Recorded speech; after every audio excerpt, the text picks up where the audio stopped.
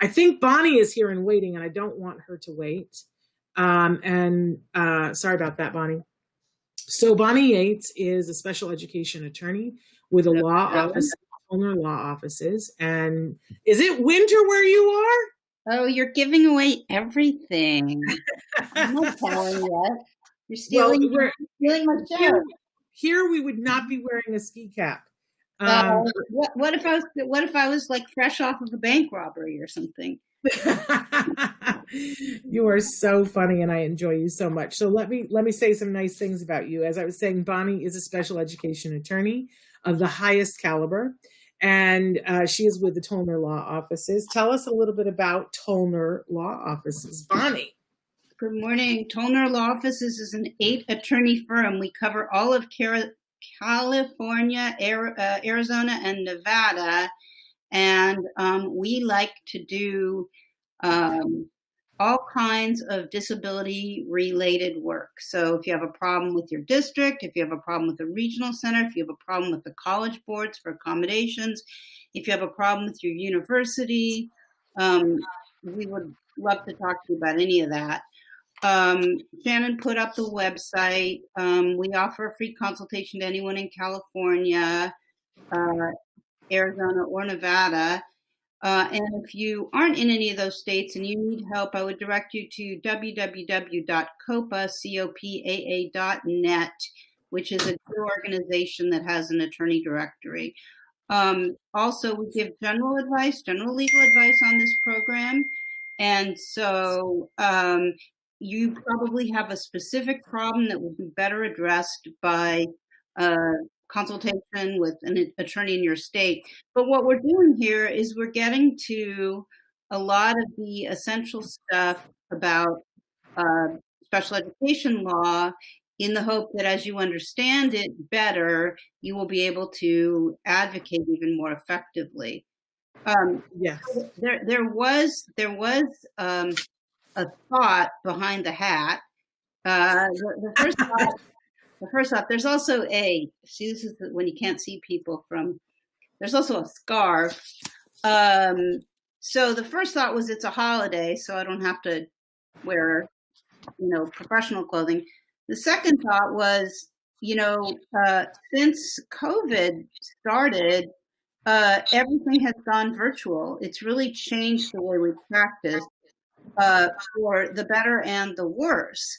So I am in New York State working virtually because my grandson is here.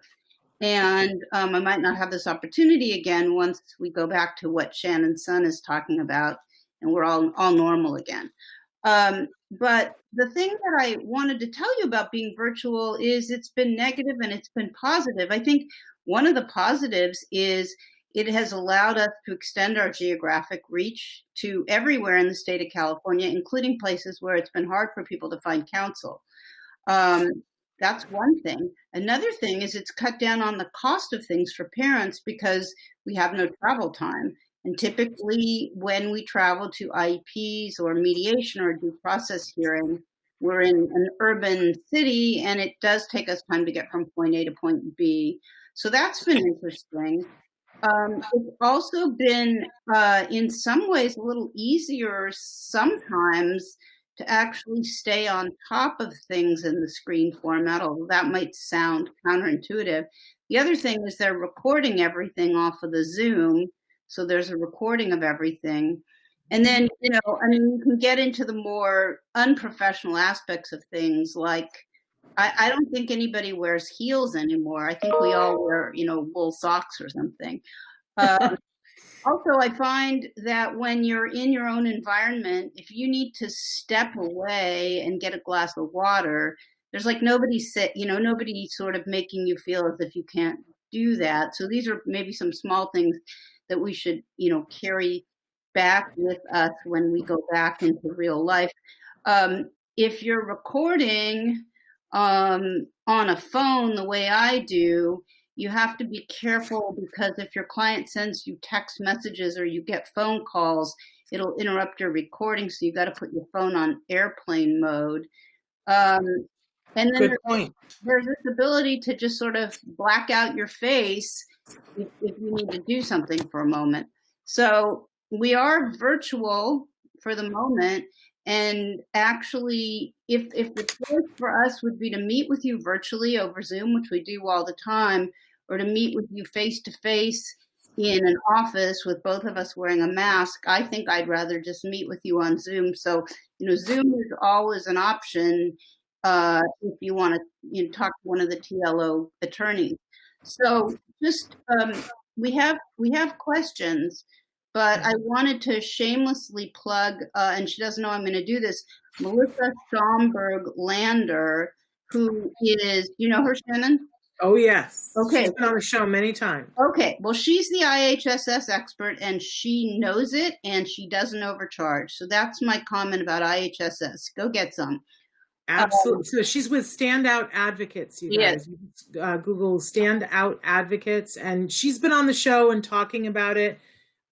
She's amazing. And yeah, I agree with you. She is the expert for that. Okay, good. So then I have stuff for everybody, but we were going to do the questions first, right?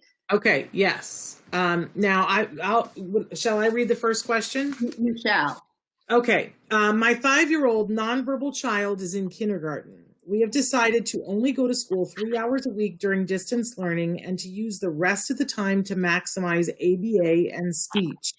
The issue we are having with the school is that they are making an attempt to teach a concept, and if he doesn't get it, they just move on to the next concept. We tried talking to them about this, and they said they can't modify the curriculum for him and that it is our fault because we haven't given him enough hours. First, doesn't IDEA stipulate something about modifying the curriculum? My child is not in school so that he can have medically necessary treatments. Does that give them the right to just teach over him and force him to never learn the goals he has in his IEP? I am in Louisiana. What words would I need to say in an email to get them to teach, assess, reteach, and reassess before moving on to another goal? Well, you're not going to get that if you're opting out of most of their program. They're never going to cooperate with you. So can I ask then, because I actually had an opportunity to talk to this parent. I would think, Bonnie, that they would say, we're not going to get to all of the goals in the IEP, but I'm concerned about she is having the child go 3 hours a week and that they are not even attempting. They throw a concept at him and he doesn't get it. And then they move on to the next concept. It's like those 3 hours are like torture.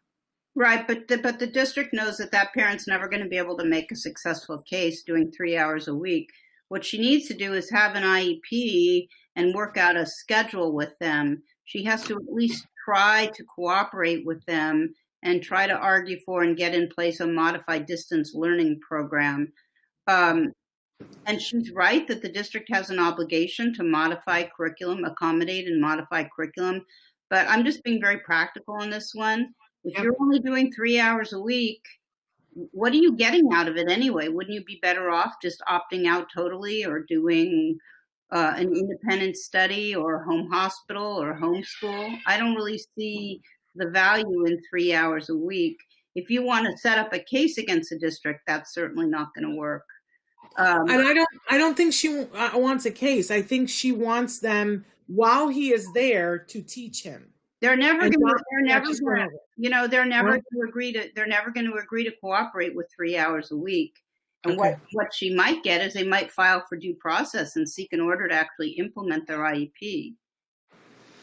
What happens when that happens? I've had that filed against me, and I fared fine through it. But what happens if you are doing a medically necessary treatment, and she has a note that says that? What is the treatment?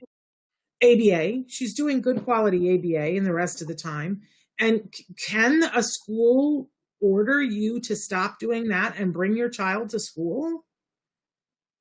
Well, are you asking me during COVID, or are you asking me if in regular life? I guess ever. They can't compel you to do that, right? I mean, how old is the student?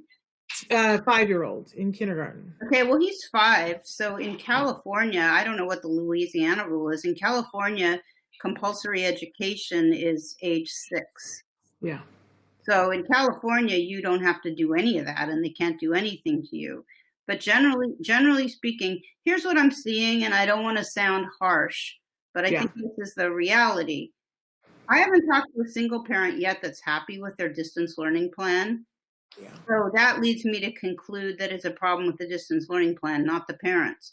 But what the districts are doing is they're kind of stepping around the steaming pile of distance learning plan and doing what they always do, which is saying, we think he's doing well in our class. In this case, he's doing well in our distance learning program. If you want to try to get something additional from the district, you're going to have to engage with them and get what we call try and fail data. And I can tell you in California, there are a lot of parents that are really unsatisfied about their public education, and they want a private school program, and they want the district to reimburse them for it. I can promise you that the hearing officers that work for the state of California that were furloughed at points when the budget is bad are not going to award private school programs to people who don't try the district program first and create try and fail data. So that's why I'm being so dismissive and saying 3 hours a week. You don't have to do it at all. Shannon asked what happens if they file against you. Well, if compulsory education doesn't start till 6, this may or may not apply. But generally, when the district files against you, they're going to have a hearing. They're going to present what their offer was, and they're going to try to get an order to force you to let them implement their IEP. Yeah. So either you should just opt out totally because he's 5 and do an ABA program for a year. And if, in fact, your ABA program can interface with some kind of online curriculum and you can do your academic learning, you'll probably get more out of that than a year of public school anyway. I agree. I agree with that. Okay, well, let's see what Mom says to that. I want to address a couple of things that when we were talking about IHSS, people want to know, is that only in California? That particular program is only in California, although some states have something similar, and I'm not as well versed in that, to be honest with you. And Holly Rose wants to know if she can ask a question. You can always ask a question in the way that you asked that question.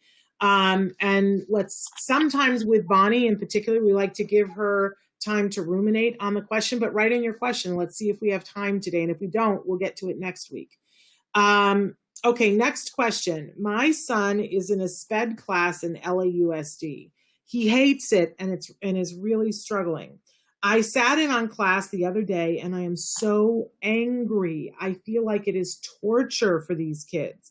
The teacher leaves all of the kids' mics on all of the time, so they are all hearing every stim, every background noise in every household. I think this would make anyone stim more. What are my options? I feel bad for having forced him to do it for this long. Well, for the foreseeable future, LAUSD is not going to offer anything other than its distance learning program. So your options are get out or try to force them to accommodate you better in the distance learning program. I mean, it seems possible that you would be able to ask them to unmic people and manage the noise better. Generally, what I'm recommending, though, for people if they're in a distance learning plan is to call an IEP, talk about what isn't working, and get the district to address the concerns and try to fix it. Because then if you want to do something different, you'll have the justification to do so. Something I'm going to say on the air, which gives me great pleasure to say, is that every parent that's at LAUSD and in special ed is pretty bummed out about it, at least the ones that talk to me. But what I say is, oh, I love LAUSD. And they're like, well, why would you say that? And I say, because they don't have the time to really defend their cases and they settle with almost everybody, and they just don't have the energy to fight because they have too many battles. So if you're in LAUSD and you want to change it up, there's a pretty good chance that their IEPs are crap and full of mistakes, and we could have a whole meeting about LAUSD IEPs and how fun they are to pick apart.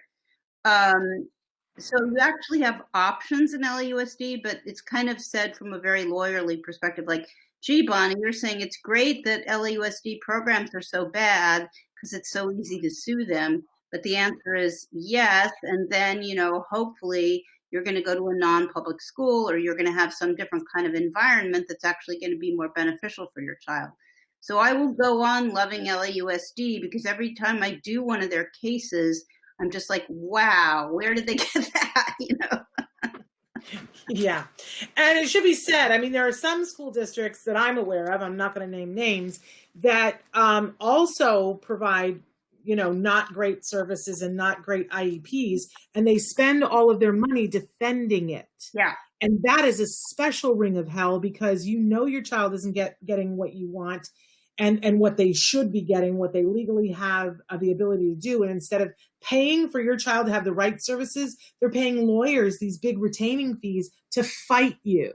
And that to me is worse. You get an interesting kind of synergy because some of these aggressive districts also have very aggressive attorneys.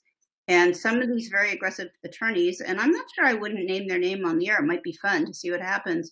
But they give their clients bad advice that has the effect of providing the attorney with a bunch more work to do. I think the special ed directors feel beaten up by the system, and sometimes it's just like a relief to them to feel like some really aggressive attorney has their back. So I mean, I would be able to tick off a bunch of districts that are very litigious, and that involves doing things like filing cases against parents, reporting parents to DCFS, having SARB hearings. I mean, challenging parents when parents ask for an IEE and they file against them. So if you're an LAUSD, we have ways that we can help. And, we're not the only attorneys that can help. I think the consensus among attorneys is we'll take LAUSD any day over some of these other districts because, it's probably worth talking about the structure of LAUSD for a minute. It's interesting. They don't actually have attorneys that do the mediations. They have specialists that are former educators who know whatever they've learned on the job, but they're not attorneys. And so it's easier, I think, to go up against them. And also because LAUSD is so big, nobody takes any particular case personally. They're very removed from the school at which it happened, unlike in a small district. You go in there on a Monday and they've got their stack of filings for the week like this. They can't, they just have to like move the merchandise. They can't get personally attached to the result. So there's a huge impetus on their part to settle. And that really does work to the client's advantage. And I would say that we get among the best relief for clients in any district at LAUSD. They pay for more services and they pay more attorney's fees. And it is the second largest school district in the world. It's big. It's big. And for those of you who are like, what is LAUSD? It's Los Angeles Unified School District. So thank you. Okay, last question I've got here. Are we done with that one? Yeah. Okay. Last question. At my wit's end, I have 2 children in distance learning. I have one son in first grade, neurotypical, and my oldest son is in a SPED 3rd grade class. We are full distance learning in New York, maybe hybrid soon. Not sure if that will be better. Right now, I can't have both kids in the same room. The noise levels and distraction, no way. So I have them in 2 different rooms, and I feel like a mad waiter running back and forth. My youngest son is getting the worst part of the deal because I have to be with my older son most of the time. When school is in session, he has a full-time aide. There are 2, so they overlap. He is never alone. At home, I am the aide. I used to work. Thank heaven I was furloughed. But if I get called back to work, ... what exactly do they think my role is? How are other people doing this? It seems crazy. Everyone keeps talking about how hard this is for the teachers. Really? I think it's a lot harder for the parents, especially those of us with severe children. Is there something I should be doing? Well, for an additional perspective, a lot of the teachers have young children. I think this is hard for almost all of us. It's a lot easier for me because my children are grown up and my grandson is not in, K through whatever. Right. So I think it's hard for a lot of people. And it's hard for the college students that are not being able to have that experience that they worked for. But that said, there aren't really great answers to what to do in your situation. You can look for childcare. Some districts are doing, childcare. You could, I mean, none of these options is free. You could hire a tutor for your non-SPED kid from Indeed.com, or you could really try to tighten up your special ed students' distance learning plan and potentially get some services in the home, or have him go back to a school site if your school district is open for any kind of site-based learning. But since you're in New York, maybe you want to call Barbara Ebenstein or email her, Ebenstein. She is more knowledgeable about state law than I am. She's a masterful attorney. She's also a hearing officer, but only in New York City and on Long Island. They have a different system. So I would ask her if she has any better, more specific ideas. But obviously, I don't see how you can do that. I don't see how you can be in two places at the same time. And I think, honestly, what sort of happened is people have been pretty much left to fend for themselves. There hasn't been, we had some districts in California, though, that started offering childcare, which I thought was kind of unexpected and amazing. But again, I don't, even though I am here in New York and there's a teacher across the street who teaches locally, I could ask her. But I think basically you're either looking at attacking or beefing up your distance learning plan, or getting a bunch of support for your other child, which involves money. So I'm not trying to say these things grow on trees, but the options are really limited. In New York, the school district opened schools in Queens and Bronx and some other places. They were open for 3 days. The infection rate went up over 3%, and they closed them again. Yeah. So, when you say childcare, what exactly are you saying? So somebody comes and hangs out with? Well, are you talking about district provided daycare? Or are you talking about in the home? When you were saying that some districts were here in California. Yeah, Glendale Unified opened up a bunch of school sites and started providing daycare, childcare. So is that for their teachers? School, but we can't open for childcare? Okay. That makes no sense to me whatsoever. It's just a way of working within the rules, because childcare is considered essential, I guess. Wow. Yeah, Glendale Unified, check it out.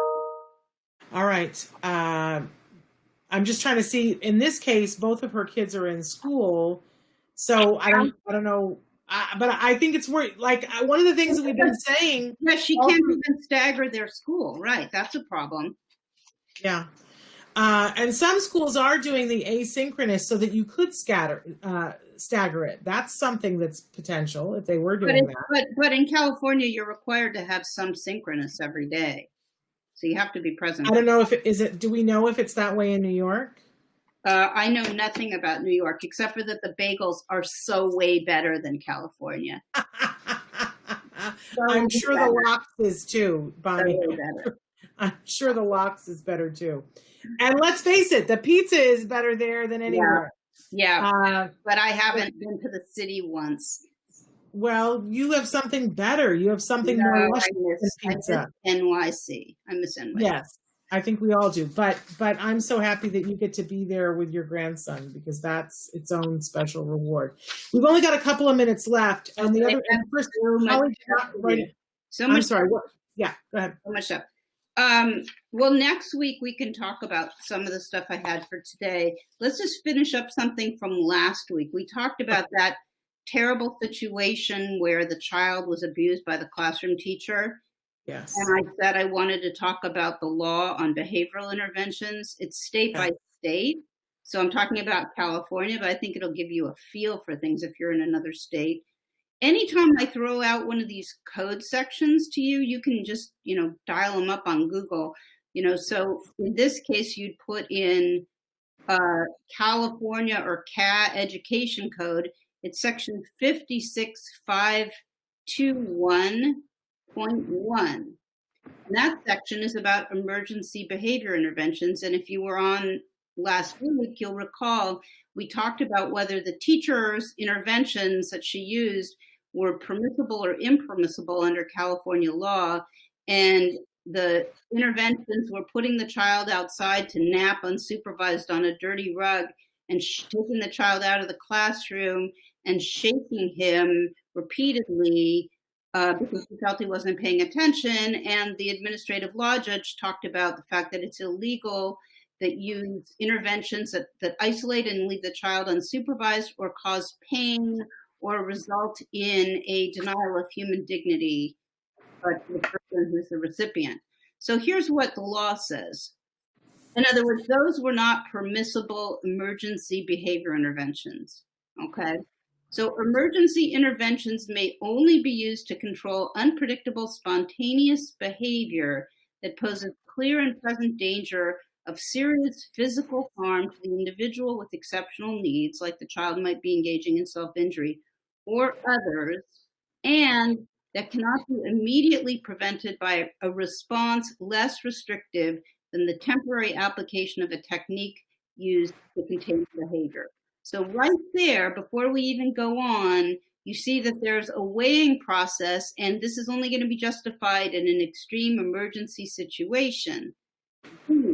Emergency intervention shall not be used as a substitute for systematic behavior intervention plan that is designed to change, replace, modify, or eliminate a targeted behavior. C, no emergency intervention shall be employed for longer than is necessary to contain the behavior.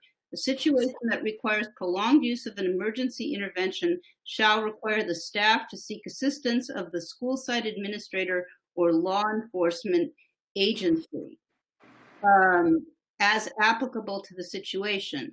Emergency interventions shall not include 1, locked seclusion, 2, employment of a device, material, or object that simultaneously immobilizes all 4 extremities, except that technique of prone containment may be used as an emergency intervention by staff trained in those procedures, an amount of force that exceeds that which is reasonable and necessary under the services.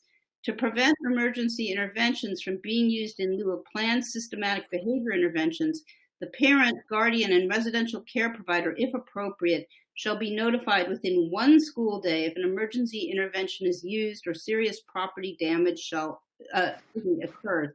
A behavior emergency report shall immediately be completed and maintained in the file of the individual with exceptional needs. The behavior emergency report shall include name and age of the student with exceptional needs. Sorry, what happened here? I just got a phone call. Where's the Zoom icon? Help! Oh no. Sorry. I'm just gonna, can you still see me? I just want to finish this and go. Yes. Okay, good. I'm going to finish. Okay, so the setting and location of the incident, the name of the staff or other persons involved, a description of the incident and the emergency intervention used, and whether the individual with exceptional needs is currently engaged in any systematic behavior intervention plan, details of any injuries sustained by the individual or others, including staff. All behavior emergency reports shall immediately be forwarded to and reviewed by a designated administrator. If a behavior emergency report is written, there has to be an IEP meeting within 2 days. And basically, at that point, if the person doesn't have a behavior plan, you need to develop one. If they have one, you need to tweak one. Why did I want to talk about this? Because almost all the time, these things happen on the fly. They usually happen in situations where staff are overextended and undertrained, and the district usually, let's just say, doesn't report it to the parent. So that's why I wanted to talk about it. I realized that, again, we started the show weird because my clock is off. So I've kept you longer than you needed. That's why your Zoom rang. So we really quickly need to close the show and let you go. Thank you for that, though, Bonnie. But Tolmer Law Offices, people can contact you if they're not looking for services in California, Arizona, or Nevada. You recommend COPA. COPAA.net. COPAA.net. Bonnie, thank you so much. If you have questions for Bonnie, write them in for us, and we'll get them to her for next week. You guys, have a good one. Thank you. Bye-bye.